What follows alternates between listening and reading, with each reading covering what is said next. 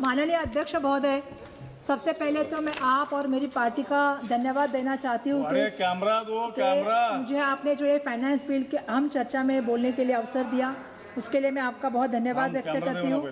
माननीय वित्त मंत्री महोदय ने जो है वो 9 बार बजट को पेश किया है, 9 बार विधेयक भी पेश किया है, वो अपने आप में एक रिकॉर्ड है। आज हम देख रहे हैं कि डॉलर के मुकाबले जिस तरह रुपया गिरावट हो रहा है तेजी से, वो भी अपने आप में एक जो है वो रिकॉर्ड बन गया है। मुझे आपसे ये भी कहना है कि डॉक्टर मनमोहन सिंह जी के कार्यकाल में रुपये की कीमत क्या थी, गैस की कीमत क्या थी, और आज रुपए की और गैस की कीमत क्या हो गई है, इसके ऊपर भी हमें आने वाले दिनों में कहीं ना कहीं बात करनी होगी। आज रुपया कितने रुपए का हो गया है? आज रुपया जो है 94 रुपये प्रति डॉलर हो चुका है। और जब मैं एक आम नागरिक और एक जनप्रतिनिधि के नाते इसको देखती हूँ तो मुझे बहुत दुख होता है। दुख इसलिए होता है कि ये कैसी सरकार है जो हर संकट में समाधान नहीं, लोगों को जो है वो कतार में लाइन में खड़ा कर देती है। चाहे वो नोटबंदी हो, चाहे वो कोरोना हो या गैस की किल्लत, हमने देखा है कि लोग जो है आज भी लाइन में खड़े हैं। 15-15, 20-20 दिनों से होटल बंद है। और अपनी शर्मनाक बात सबसे बड़ी यह है कि नाकामयाबी को जो है वो उपलब्धि में बताने का काम ये सरकार के माध्यम से होता है। सम्मानीय अध्यक्ष महोदय, मैं हर बजट में हर किसी का भाषण सुनती हूँ और इस भाषण में मैंने 2-3 चीजें नोट की हैं। सत्ताधारी पक्ष की एक ही जो है सांसदों की भाषण में एक बात बहुत कॉमन होती है और 3 बातें रटी रटाई होती है, जिसका में से एक पहली बात यह होती है कि फास्टेस्ट ग्रोइंग इकोनॉमी, विकसित भारत दूसरी, और तीसरी दुनिया की सबसे बड़ी अर्थव्यवस्था बनने जा रहे हैं। ये जब बड़े बड़े दावे हम सुनते हैं तो मुझे एक मराठी की मशहूर कहावत याद आती है, दिसतं तसं नसतं म्हणून जग फसतं। ज्या तऱ्हेने हम देखते हैं जो दिखता है वो वैसा होता नहीं है, इसलिए दुनिया। वर्षा गायकवाड़ जी, 1 मिनट। मैं आपके साथ जो बैठे हुए हैं उन माननीय अपने सभी सदस्यों से आग्रह करूंगा कि कृपया जो कैब के माध्यम से आप एक डिस्प्ले कर रहे हैं वो आप उतार दें, कृपया आप लेकर। नहीं, आप सबसे आग्रह कर रहा हूँ। मुझे लगता है कि हम सब लोगों ने अभी स्पीकर साहब के सामने इस सदन की एक मर्यादा को, परंपरा को, या प्लीज, बहुत धन्यवाद। दरबार साहब, बहुत बहुत धन्यवाद आप सबको। सम्मानीय अध्यक्ष महोदय, यही सरकार का असली चरित्र है। ये ट्रिलियन इकोनॉमी की बात करते हैं, बड़े पोस्टर लगाते हैं, लेकिन कागजों पे और जमीन पे अगर हकीकत आप देखेंगे तो आपको बहुत अलग दिखाई देगी। आज जो देश का अन्नदाता किसान है वो कर्जे से हार कर आत्महत्या कर रहा है। हम देख रहे हैं कि युवाओं को बेरोजगारी का सामना करना पड़ रहा है। हम महाराष्ट्र की बात करेंगे तो हमने एप्स्टीन फाइल के बाद कल एक नासिक में देखा कि जो वहाँ के अशोक खरात है, उन्होंने एक बड़ा सेक्स स्कैंडल किया है और महिलाओं को जिस तरह से लैंगिक और जो उनका आर्थिक शोषण किया है, तो ये भी हमें कहीं ना कहीं बता रहा है कि जिस तरह महिलाएं जो इस सदन के सदस्य नहीं, उन पे इस तरह के आरोप आप नहीं लगा सकती ना। मैंने महाराष्ट्र की बात कही सर। नहीं, अगर बोलने दीजिए आप सर, मुझे बोलने दीजिए। अरेस्ट किया उसको, अरेस्ट कर दिया सर। ऐसा है कि बीजेपी के आपके नेता लोग हैं उसमें। सर सबसे बड़ी बात यह है कि जिस तरह से बैठे मत बोलिए सर, जिस तरह से आज चाहे आज आपको पता है कि पेट्रोल डीजल की बात हो, गैस की बात हो, कमर तोड़ महंगाई की बात हो, टैक्स की बात हो, भ्रष्टाचार की बात हो, ये त्रासदी आम आदमी को सहनी पड़ रही है। अध्यक्ष महोदय, आज लोग महंगाई से जब त्रस्त है तो हम हमेशा देखते हैं कि भाजपा की जो लोग हैं, जो सरकार के लोग हैं, हमेशा भूतकाल की बात करते हैं, भविष्यकाल की बात करते हैं। भूतकाल की बात आती है तो पंडित जवाहरलाल नेहरू जी के पास लेके जाते हैं, भविष्य की बात आती है तो 2037 की बात करते हैं। 2037 में का एक विकसित भारत का हमें झुंझुना दे के रखा है और कहते हैं कि 2037 में हम आपको 47 में कहते हैं कि जो है वो हम जो है आपको विकसित भारत देंगे। जब आज पेट में आग लगी है तो 47 में मैं पूछना चाहती हूँ, दावत दे के क्या फायदा है? सम्मानीय अध्यक्ष महोदय, सबसे बड़ी बात है कि अपनी नाकामयाबी को छुपाने के लिए अलग अलग हथियार का इस्तेमाल करते हैं। ED, CBI, income tax, media तो सब कुछ है। अभी एक नया एजेंडा तय हुआ है, बॉलीवुड के माध्यम से अपना एजेंडा चल रहा है। हम देख रहे हैं कि पहले तो स्क्रिप्ट जो राइटिंग होती थी वो फिल्मों की किसी और से होती थी, लेकिन आजकल जो स्क्रिप्ट डायरेक्टर होता है या राइटिंग होती है वो भाजपा के मुख्यालय से आती है। कि ये भी हमारे सामने सवाल हो गया है। चुनाव में हम देखते हैं कि जब भी चुनाव आता है तो हम देखते हैं कि असली मुद्दों से ध्यान भटकाने के लिए कई पिक्चरें आ जाती हैं। जैसे आपको मालूम है कि कश्मीर फाइल्स आई थी, द केरला स्टोरी आई थी, अभी धुरंधर आई है। और मैं ये इसमें इसलिए बताना चाहती हूँ कि मेरे पास भी एक फाइल है, एक जुमला फाइल है, जो इस जुमला फाइल को लेके जब हम देखते जाते हैं तो हम देखते हैं कि प्रोपेगेंडा फाइल से घरों में, सिनेमा घरों में लोगों में नफरत फैलने का काम होता है। और जो हमारी जुमला फाइल है वो देश की सच्चाई, देश की तस्वीर जो है वो सामने लाने का काम करती है। जिस जुमला फाइल के माध्यम से हम पूछते हैं कि 2 करोड़ युवाओं को आप रोजगार देने वाली झूठी स्क्रिप्ट दिखा रहे थे, जो जुमला फाइल में 15 लाख रुपए का जो है वो फ्लॉप डायलॉग था।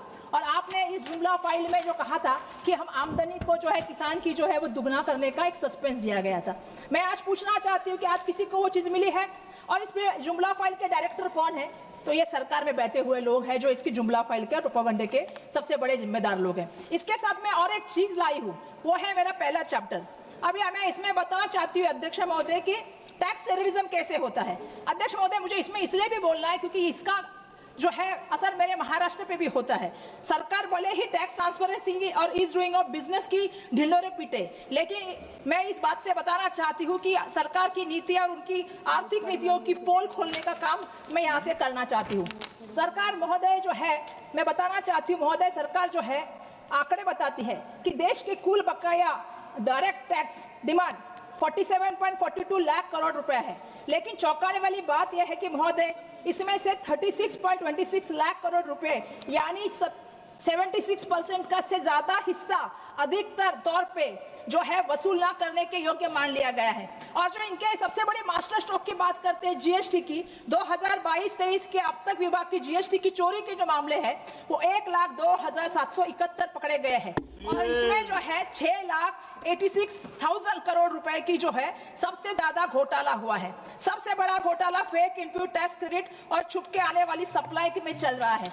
मैं इसमें यह भी कहना चाहती हूँ कि लगभग आप देखेंगे कि 57,593 मामलों में से 7.73 लाख करोड़ रुपए का जो है ज्यादा जो है इसका चूना लगाने का काम हुआ है। एक तरफ ये सरकार कहती है हम फुल प्रूफ काम करते हैं, पारदर्शक सिस्टम लाने का काम करते हैं, एक तरफ ये सरकार रात दिन कहती है हम डिजिटल इंडिया की बात करते हैं, और दूसरी तरफ सुरक्षा की जीरो गारंटी देते हैं। एक तरफ हम देखते हैं कि भारत की इनकम टैक्स की ई फिलिंग पोर्टल में एक भयंकर खामी पकड़ी गई और जिसमें हमारे लाखों करदाता के बेहद संवेदनशील निजी और वित्तीय डेटा को खतरे में डाला गया। मैं इसका जो है टैक्स टेररिज्म का सबसे बड़ा जो स्केल बताना चाहती हूँ। 1 अप्रैल 2025 तक commissioner of income tax appeal के पास लगभग 5.4 लाख अपीलें पेंडिंग है, जिसमें देश के 18.16 लाख करोड़ रुपए का विवाद फंसे हुए हैं। बरसों तक चलने वाले इन विवादों के कारण उद्योगों की वर्किंग कैपिटल ब्लॉक हो जाती है। पूरा ध्यान व्यापार बढ़ने से हटकर कोर्ट कचहरी और नोटिस के जवाब देने में लग जाता है। और यही भारतीय जब फॉरेन इन्वेस्टर बनने जाते हैं, लेने जाते हैं, तो इन विवादों के कारण जो है उनका वैल्यूएशन गिर जाता है। आज मैं ये बताना चाहती हूँ कि हमारे नेता आदरणीय राहुल गांधी जी ने बिल्कुल सही कहा था, ये जीएसटी नहीं है, गब्बर सिंह टैक्स है और इससे गरीब शोषण टैक्स भी कहा जा सकता है।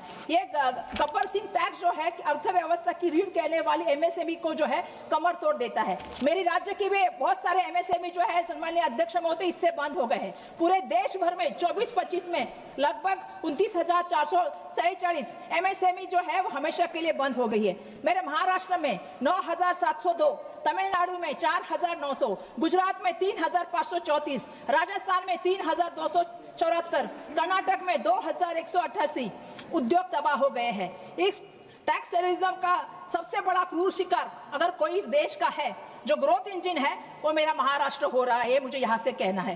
केंद्र सरकार के लिए महाराष्ट्र सिर्फ एक एटीएम मशीन बन के रह रहा है, ये मुझे यहाँ से कहना होगा। आंकड़े गवाह है महोदय, 2020-21 से लेके 24-25 तक देश के टोटल रेवेन्यू में अकेले महाराष्ट्र का योगदान 36.1% किया है अध्यक्ष महोदय। लेकिन जब टैक्स रिवोल्यूशन की बात आती है, बंटवारे की बात आती है, तो हमें मात्र 6.65% दिया जाता है। अब तो वो गिरा के हमको केवल अध्यक्ष महोदय 6.441 तक रह गया है। मतलब जब हमारा राज्य 100 रुपया कमाकर आपको दे रहा है तो आप हमको 7 रुपया भी नहीं दे सकते। क्या यही है आपका कॉर्पोरेट फेडरलिज्म? आज महोदय मैं यहाँ से आपसे कहना चाहती हूँ, अगर आप अपनी राज्य सरकार की जो पहचाना चाहते हैं, आज ऐसी परिस्थितियां हो गई है कि आपकी अपनी राज्य सरकार इस नाइंसाफी के खिलाफ फाइनेंस कमीशन के सामने मेमोरेंडम देने के लिए मजबूर हो गई है। तो हमारी आज यहाँ से स्पष्ट मांग है, राज्यों का वर्टिकल डिवोल्यूशन 41% से बढ़ाकर 50% करना चाहिए। और मेरा यह कहना है, केंद्र सरकार जो शेष और सरपर चार्जेस के नाम पे बैकडोर वसूल करती है, उसको भी मुझे कहना है कि उसमें से 1 रुपया भी राज्यों को नहीं मिलता है। तो इसलिए मेरा पुरजोर मांग है कि केंद्र सरकार के सभी cess, surcharges and non taxes revenue को तुरंत डिविजिबल पोल में जो है शामिल किया जाए। और महाराष्ट्र का हक मार के आप विकसित भारत नहीं बना सकते।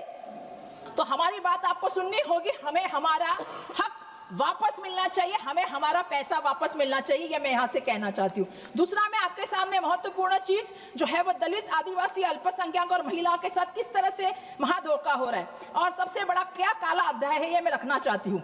दलित, आदिवासी और अल्पसंख्यक के साथ धोखा, बड़े बड़े होल्डिंग्स लग जाते हैं, प्रचार किया जाता है कि इस बजट में अनुसूचित जाति के लिए 1.96 मतलब 1,96,96 लाख करोड़ रुपया जो है रखा गया है और जनजातियों के लिए 1.41 लाख करोड़ रुपया का आवंटन किया गया है। अगर आप देखेंगे अध्यक्ष महोदय, तो एससी की आबादी की योजना के लिए जो पैसा बता रहे हैं कि 1.96 जो है लाख करोड़, ये अगर देखेंगे तो 3.67% है। जबकि 2000 की जनगणना में देखेंगे तो हमारी जनगणना 16.16 के हिसाब से ये बहुत ही कम देने का काम हुआ है। लेकिन जब हम इसका फाइन प्रिंट पढ़ते हैं तो हकीकत हमारे सामने और भी आती है। असल में एससी के लिए सिर्फ जो है 75,077 करोड़ रुपया जो है देने का काम हुआ है और एसटी के लिए जो है 62,093 करोड़ रुपया की अलग एक सेट साइड रखने का काम किया गया है। ये बजट का आवंटन नहीं है अध्यक्ष महोदय, ये हमारे हकों को मारने का बड़ा षड्यंत्र है, ऐसा मेरा कहना है। मैं आपसे कहना चाहती हूँ, 22-23 की बात करते हैं, कितना बजट हमें दिया? हमें जो है 1.59 लाख करोड़ दिया। खर्चा कितना हुआ? 1.33 लाख करोड़ का खर्चा हुआ। 24 बजट में आपको कितना बजट दिया? 1.65 लाख करोड़ का बजट दिया। खर्चा कितना हुआ? 1.2 लाख करोड़ का खर्चा हुआ। आज जनवरी 2026 की बात करती हूँ, हमें बजट मिला है 1.96 लाख करोड़। अब खर्चा इतना हुआ है 91,937 करोड़। मैं ये इसलिए कहना चाहती हूँ कि इस बजट का 54.51% ही इसका खर्चा हुआ है। एक तो हमारा बजट हमें पूरा मिलता नहीं, जो हमारा बजट मिलता है वो खर्चा होता नहीं। तो मैं ये सबसे सवाल पूछना चाहती हूँ कि इसके लिए भी क्या प्रावधान आने वाले दिनों में होना चाहिए। ओवरसीज में बच्चे जो हमारे पढ़ने के लिए गए हैं, उनका बजट कम करके जो 125 करोड़ दिया गया, उसके कारण 40 बच्चों को स्कॉलरशिप नहीं मिल पाई। सबसे बुरा अगर सलूक किसी के साथ हो रहा है तो अल्पसंख्यक के साथ हो रहा है इस सरकार में, और जैसे उनको बाइकआउट ही कर दिया है। सम्माननीय अध्यक्ष महोदय, मैं आपको बताना चाहता हूँ, खुद गृह मंत्रालय के आंकड़े बताते हैं 2022-23 में अल्पसंख्यक कार्य मंत्रालय का आवंटन जो 2,612 करोड़ का था, लेकिन खर्च सिर्फ 837 करोड़ का किया गया। 23-24 का जो उनका बजट था अल्पसंख्यक विभाग का, वो 2,608 करोड़ का था। उसमें से मात्र 1,032 करोड़ को खर्चा किया गया। ये क्यों कर रहे हैं आप लोग, मुझे समझ में ही नहीं आ रहा है। जिस तरह से ये राज्य में सिर्फ बजट ही नहीं, आप देख रहे हैं एक तरफ बजट कम हो रहा है, अत्याचार बढ़ते जा रहे हैं। एनसीआरबी का अगर डेटा बता दूं अध्यक्ष महोदय, तो आज दलित के खिलाफ जो अगर बात करेंगे तो अपराध के मामले 2020 में 50,291 थी, अब बढ़ के वो 2022 में जो है 57,582। ये बहुत शर्मनाक आंकड़े हैं। मेरी मांग है आपसे, मैं यहाँ से एक पुरजोर मांग करना चाहती हूँ। मैं ये मांग करना चाहती हूँ सरकार से कि सरकार एक कानून लेके आए जिसमें एससी और एसटी के स्पेशल कंपोनेंट फंड को नॉन डाइवर्टेबल, नॉन लैप्सेबल बनाया जाए और ये फंड का आवंटन जो है आबादी के अनुसार मिले और पैसे का दुरुपयोग रोकने के लिए एक स्टैट्यूटरी मॉनिटरिंग मशीनरी स्थापित की जाए। और जो अधिकारी समाज का पैसा समाज तक पहुंचाता नहीं, उनको वहां से वंचित रखता है, उसके ऊपर भी कानूनी कार्रवाई होनी चाहिए। ये भी मैं यहाँ से मांग करना चाहती हूँ अध्यक्ष महोदय। मैं यहाँ पे युवाओं के बारे में, अपना युवा और उनके लिए आपका क्या भविष्य, क्या सोच है, ये भी मैं यहाँ पे पेश करना चाहती हूँ कि किस तरह खोखला आपने जो है उनके सामने भविष्य रखा है। आज मैं 2023-24 में जब थे तब मैं बताना चाहती हूँ कि 2.8 करोड़ पढ़े लिखे युवा थे जो बाद में बेरोजगार बने। आज देश में 10 करोड़ युवा हताश होकर नौकरी ढूंढना छोड़ गए हैं। सितंबर 2025 तक के यूथ एम्प्लॉयमेंट का रेट 15% का है। कृपया समाप्त करें। मैं अभी उसमें से दीजिए सर, आपकी महाराष्ट्र का विषय है सर, बहुत बड़ा विषय है, 2 मिनट बोलने दीजिए। सर आपके और अपने मेंबर्स प्राइम हैं मिनिस्टर इंटर्नशिप और योजना की आपकी तमाशा पार्टी किया। ने जो टाइम दिया उतना मैं बता सकता हूं।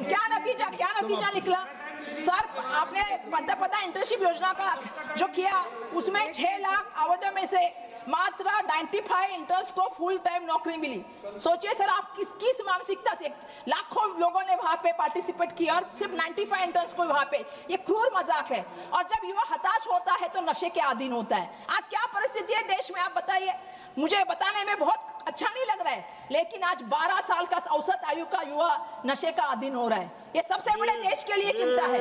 मैं खेल के बारे में बताना चाहूंगी। ये खेल के बजट में किस तरह से कटौती करने का काम हो रहा है। खेलो इंडिया को 1000 करोड़ रुपया देने का हो रहा है और एनएससी को जो है वो 325 करोड़ आपकी कोई मांग हो तो कर दिए। 15 मेरा मांग खिलाड़ियों के लिए है, जो मैं मांग रखती हूँ।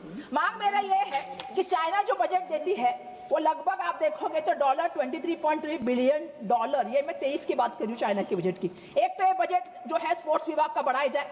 दूसरा सबसे बड़ी बात सर, ये साई में 40% कोचिंग स्टाफ की वैकेंसी, नाड़ा में 70% और एनडीटीएल के 52% पद खाली है। जब हमारी कोच ही नहीं रहेंगे, जब हमारी यंत्रणाएं नहीं रहेगी सर, तो हमारे स्पोर्ट्समैन कैसे पैदा होंगे जो ओलंपिक में जाके कल अपने लिए मेडल लेके आए। सर सबसे बड़ी बात है कि शिक्षा के लिए मैं चाहती हूँ कि शिक्षा का जीडीपी बढ़कर 2.9 जो गिर के हुआ है उसको जो है हमें बढ़ के 6 करना चाहिए। आज दक्षिण अफ्रीका, ब्राजील समाप्त करें जो है वो इसमें जो है वो करने का काम। समाप्त। ठीक है सर, मैं कंक्लूड करती हूँ सर। कृपया समाप्त। मैं कंक्लूड करती हूँ सर। सर मैं अंत में यही कहना चाहूंगी मेरी तरफ से आपसे यही कहना चाहूंगी सर कि ये जो बजट आया है, जो मेरे ट्रेजरी बैंक से मैंने सुना बार बार कि 4th लार्जेस्ट इकोनॉमी के पार्ट कर रहे थे, लेकिन हकीकत यह है कि पर कैपिटल जीडीपी के मामले में हम 194 देशों में से 146वें नंबर पे है। हमारा पर कैपिटल जीडीपी महज $2,694 है। लीबिया या नाम्बिया जैसे देश भी हमसे आगे है। और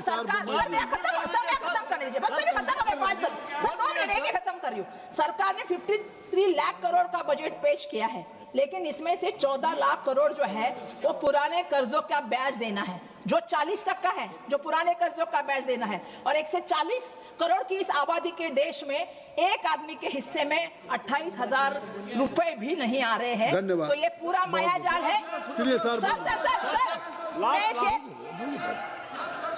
एक शेर से खत्म करती हूँ, एक ही शेर से खत्म करती हूँ। हाँ चालू है। आंकड़ों की बाजीगरी से हकीकत नहीं छुपती। आंकड़ों की बाजीगरी से हकीकत नहीं छुपती। तुम्हारे खोखले जुमलों से जनता की भूख नहीं मिटती।